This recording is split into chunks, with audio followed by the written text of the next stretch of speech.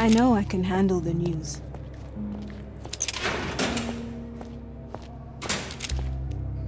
Good day, Mr. Manchios. I am Constable Oswald's partner in this investigation. Be quick and gentle. Some of your colleagues are untrained boors. Although I don't mind meeting young officers, the new blood here. If you cooperate in finding Fabio's murderer, there will be no need to meet with the boars again. That voice. Werner's friend? You're the policeman. What a disappointment. Only an undercover agent can scour a ditch full of deviants. I am a consulting detective, although I'm capable of replacing the entire department through my consultations. Sharp-tongued, I like it. May I presume this tongue will get us out of this trouble? I would be so indebted and glad to repay you. Nothing's changed. I'm looking for the murderer. That's the only way to get us out of trouble. But it shouldn't take much time, correct? We're all busy, after all. I need to examine you first.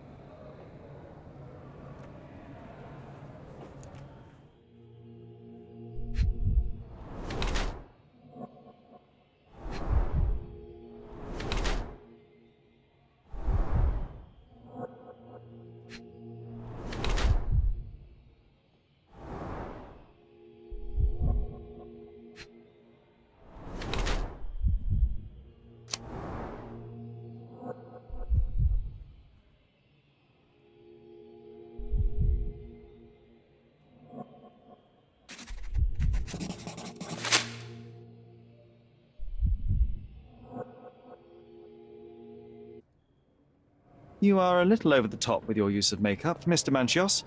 Is it so difficult for you to acknowledge your age?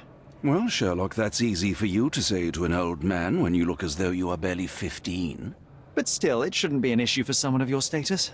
For people of my age, it isn't an issue, no. But the younger ones can be so afraid of wrinkles and grey flecks. I have to adapt. Such a methodical man who cares for his body but misses the soap under his fingernails. Are you so impatient, or perhaps even impulsive? I wouldn't call myself that. Silly little details. If I missed it, it wasn't important. Or rather, it was less important than who or what I was focused on.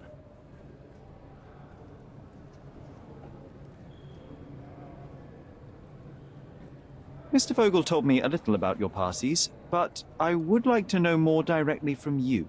I'm all yours, Sherlock. You have me arrested and locked here, with you alone. Why did you invite Mr. Vogel as your special guest? He's a pretty fellow. He's capable of surprising the public. He has a talent for saying words that no one else would wish to either say or hear. I suppose I can't argue with that. He is a free addition to the eccentricity of the party, which is fine by me, as long as it enhances my party.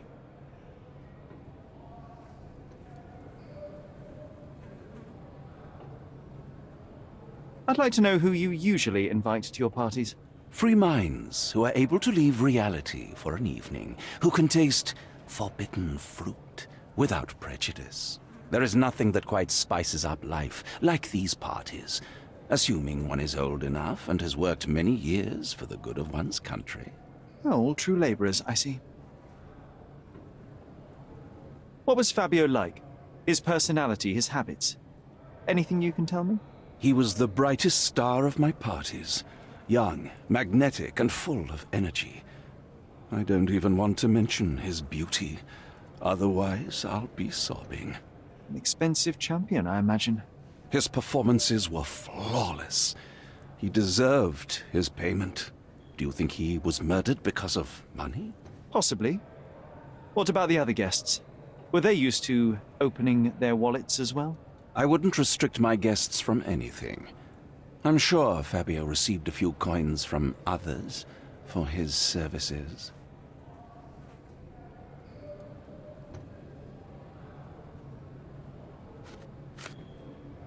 That's not something I know much about. I've read the letter about your will. A harsh method of ridiculing Santos. I doubt he will use mustache wax when he wears no mustache to begin with. Where did you get it? Is the slug here? Tell him I shouldn't have to provide for him.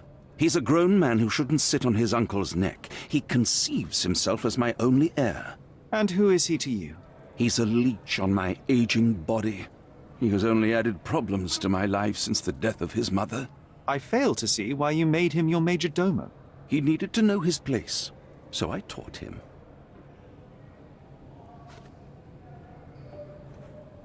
You'd better ask someone else. You'd better ask someone else. Do you recognize this book? Could Matista have borrowed it from your library? She didn't ask me. How ungrateful. The things described in the book were inspiration for the rituals you performed? Do you really believe that blood, symbols, and incantations can resurrect the dead? They are just eerie tales with a mix of occultism and voodoo. My rituals are a stage to show some of the forbidden pleasures. That's not something I know much about. I've read this letter from Fabio. It had no addressee, but it was found in Mr. Vogel's pocket. Werner? Strange. I didn't think the two of them corresponded. I'm sure there is some explanation. Would you care to read it? Call me superstitious, but I don't care to read a letter from a dead man.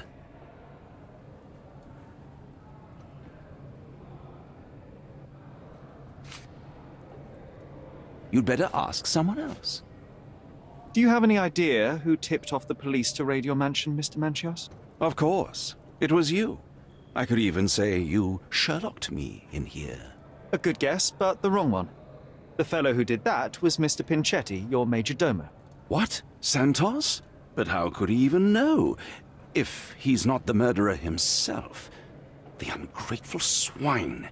He has dared to besmirch my reputation. Not a very eloquent choice of words. What should I call him then, since he's a snitch? Make him talk, Sherlock. I'm quite certain he knows more about the murder than he has told the police.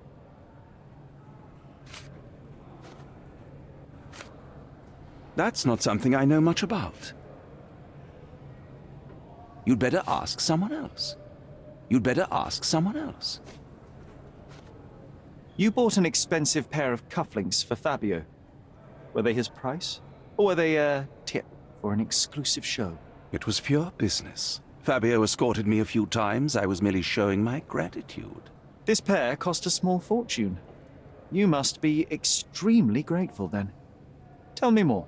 You've thrust a knife in an exposed nerve, Sherlock. Yes, he was my protégé and my beacon also. With my experience and his beauty, we could have achieved anything. I had faith in him. I would have made him.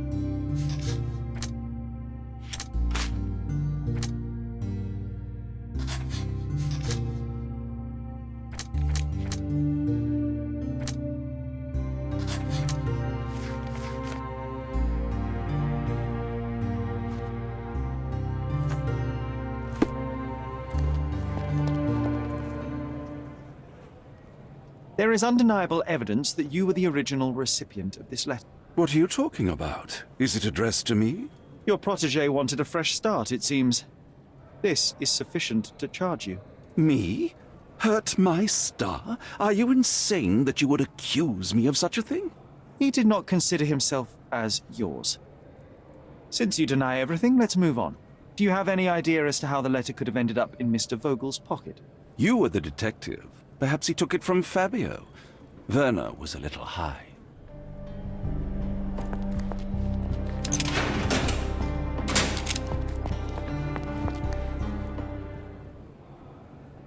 I have reason to believe that the intended recipient of the incriminating letter may have been Kurt Manchos.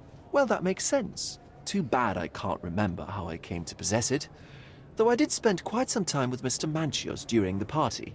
Unfortunately, even with an answer, that may still not be enough to clear you with the police. But fear not, I will persevere. I hope your attempt to put things straight will make up for... You being on a bender?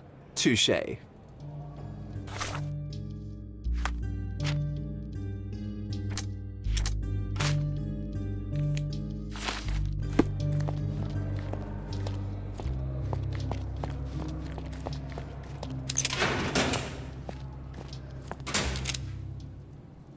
I have nothing to add.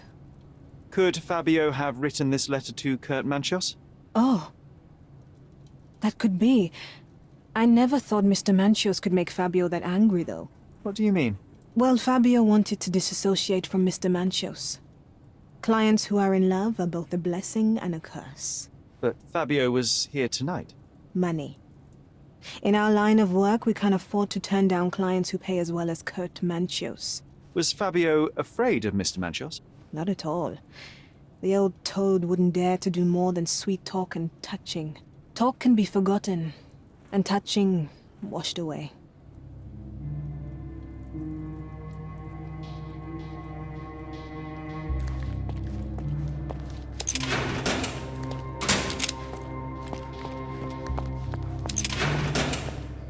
Please let me out.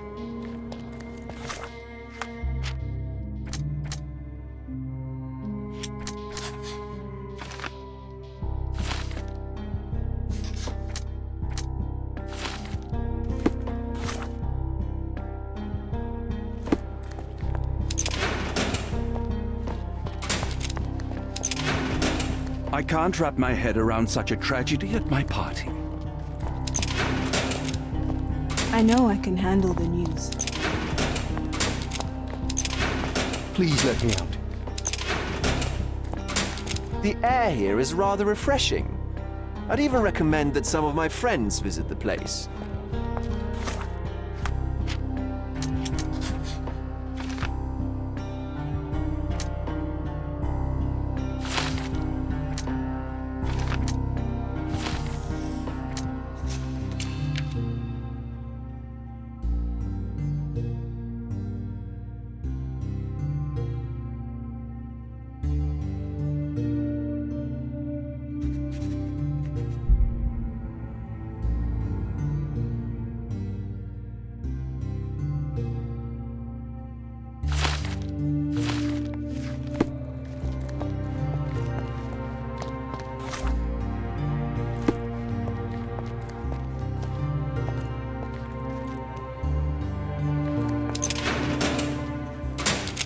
The murder of Fabio did not have a ritual purpose, Mr. Manchios. It was staged by a man who wished to distract the investigation. That might be true. That poor girl Matista wouldn't dare to kill the only man who cared for her. So, Santos. Mr. Pinchetti snatched at the chance to solve his problems. Ungrateful little scum. Will he be executed? But what for? He informed the police as to the crime, that was all. He couldn't stage the ritual, but he found the body, I believe. I can't believe it. Why did Werner do it? Mr. Vogel. He had no reason, and he won't be a scapegoat as you plan. You put Fabio's letter in his pocket when he was intoxicated, didn't you? You can't be serious. You're at the twilight of your life. You have no partner, you have no children. You had feelings, however, for one man. That was Fabio. You loved him. That is, You wished to own him with money and gifts. But he was also a free mind, was he not? He turned his back on you. Quite unjust. Love, so cruel and painful, and Fabio, with his words and deeds, made you feel the more wretched. So you killed him. You must surely perceive that my sensitive nature wouldn't allow me to hurt anyone. You staged the murder as a satanic ritual. It was easy for you, since you were the one who wrote the scenarios for the parties. It was your way of avoiding suspicion. A respectable man in his 60s, Early 60s. who hosts the cream of Cordona's society, cannot possibly be a murderer. But the guests who behave like animals in his mansion, of course, one of them could have killed Fabio. I did oversee a few of the rituals, but I did not stage Fabio's death.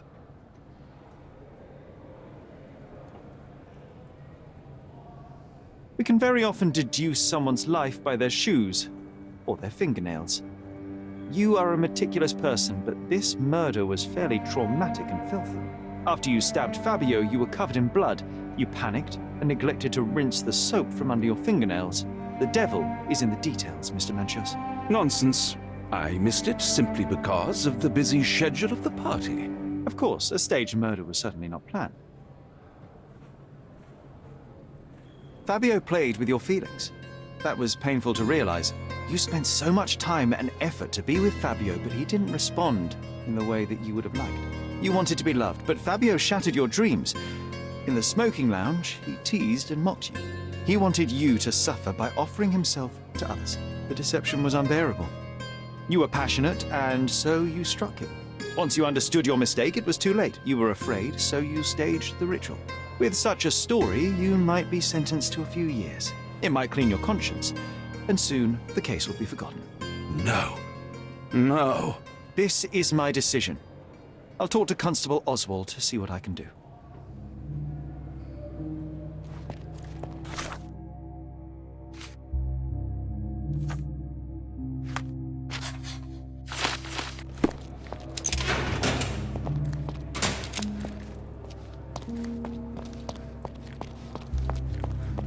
Are you done yet? Can I leave?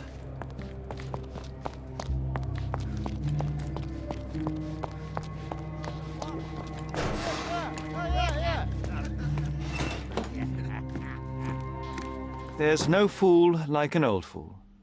Kurt Manchios did it. A young boy played with the heart of an old man. The latter couldn't handle it. The evidence I obtained clearly shows that the quarrel was not intended to end badly. It was an accident. Showing pity towards your own kind, Holmes. Whatever. All I'm saying is that prison won't take much away from an old and crushed man. Fine. A big name like that will still give me a promotion. As for my part, not everything was in place. Perhaps some documents were transferred somewhere else, but I couldn't find a trace of them. Then I remembered. The discarded document drawers where we put the lost papers or the badly labelled ones, including the crime scene report of Violet Holmes's case. Everything I've found is on the desk here. Take it. Your persistence has saved me. Yeah, well, we had a deal after all. Your friend is free then. You can leave. Good luck, Constable.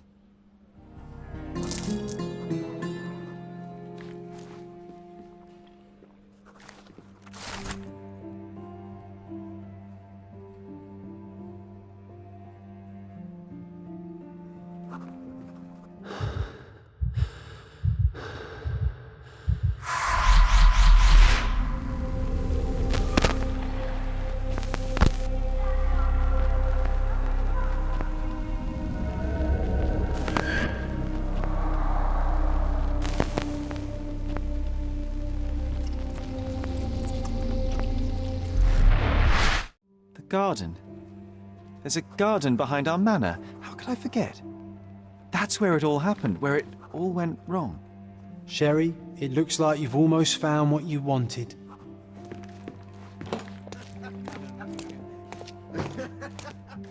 Oh, you did it, Sherlock! The case is closed and all rewards belong to the winner. Bravo! It is merely the triumph of the truth. Is it? No compromises? No lies? You're happy with your decisions? It was the best decision I could obtain. The truth must be told in the way it is most acceptable. You're making progress, Sherlock. I was right to believe in you. By the way, did you get that precious information about your mother?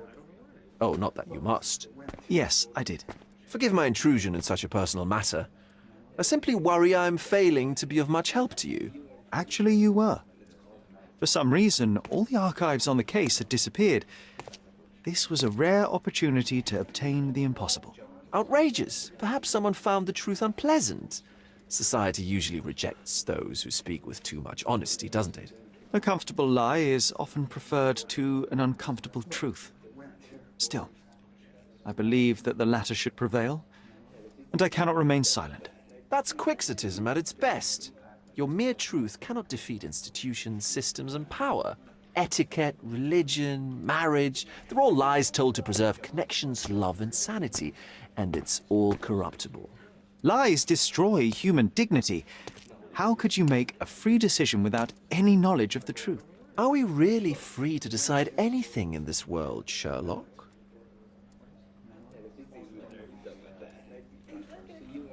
I take your point. There are some limits on us all, some compromises we must make.